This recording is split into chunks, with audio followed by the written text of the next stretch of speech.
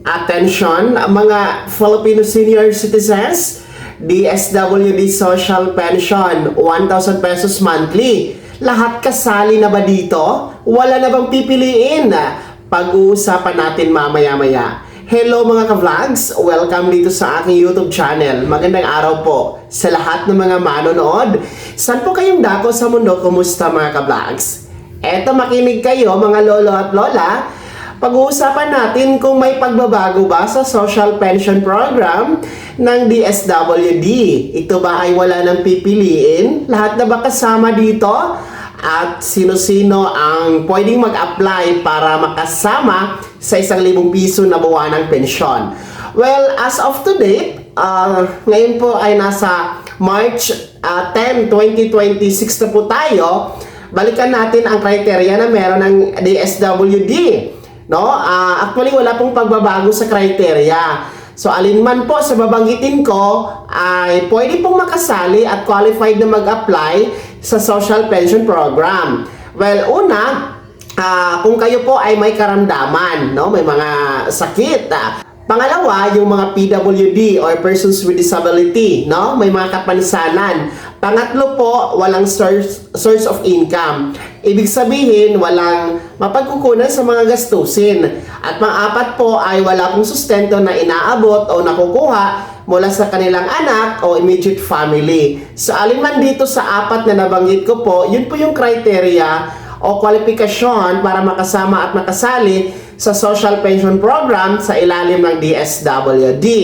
Well, malinaw po sa circular, no, or IRR ng social pension na hindi po dito kasama yung mga merong pensyon na tinatanggap from SSS, GSIS, PVAW pension, no? At hindi din po kasama dito yung mga merong tinatanggap na honorarium o sahod na yung mga nagtatrabaho pa ng mga senior citizens.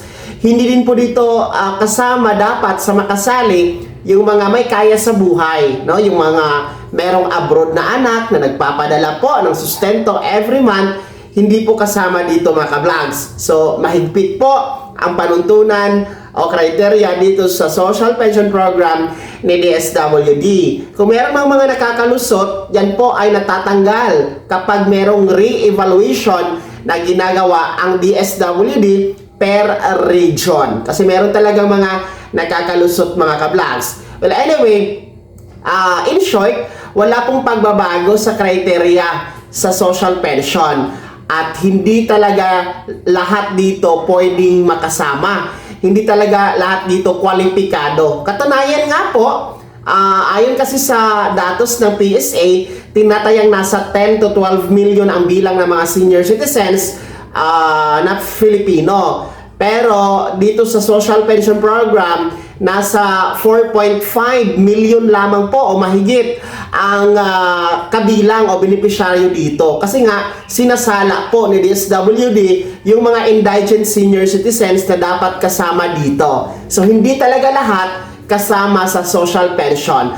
Well, kung kayo naman po ay meron sa criteria na binanggit ko kanina, yung may kapansanan, may karamdaman, walang source of income, walang sustento, kung meron kayo alinman sa isa doon, pwede kayong mag-apply ha? Saan ba mag-apply? Pwede kayong mag-apply sa Office of the Senior Citizens Affairs or OSCA na nasa munisipyo ninyo or City Hall.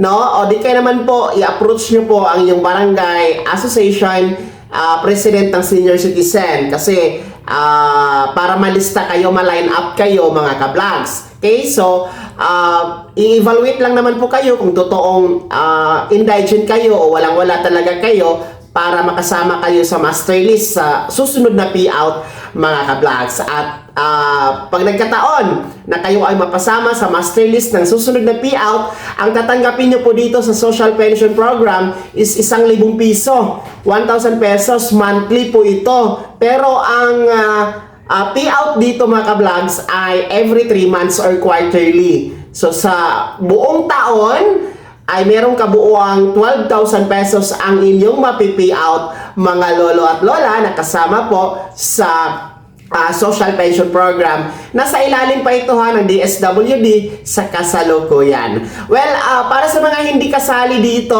at hindi kwalipikado, huwag kayong mag-alala at huwag kayong mainip dahil malapit nang maisabatas ang Universal Social Pension Bill.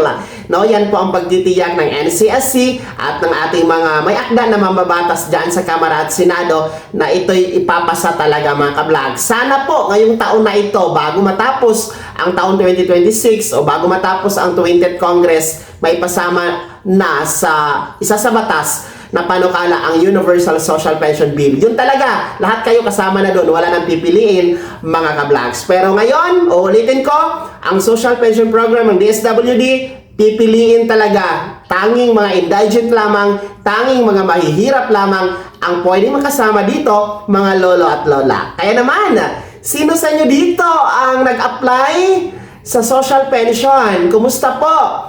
Meron na bang resulta? Kwalipikado ba kayo? Sino sa inyo dito ang mga natanggal din sa social pension? Ibahagi niyo po sa comment section na nasa baba pakilakip ng buong pangalan at kung taga saan kayo. Kung bago ka pa lang sa aking channel o di ka pa nakasubscribe, i-click nyo muna ang subscribe button na nasa baba. Huwag kalimutan na pindutin ang notification bell. Ilagay sa all para una ka sa mga balitang i-upload ko. Maraming salamat po. God bless. Mag-ingat mga ka-vlogs.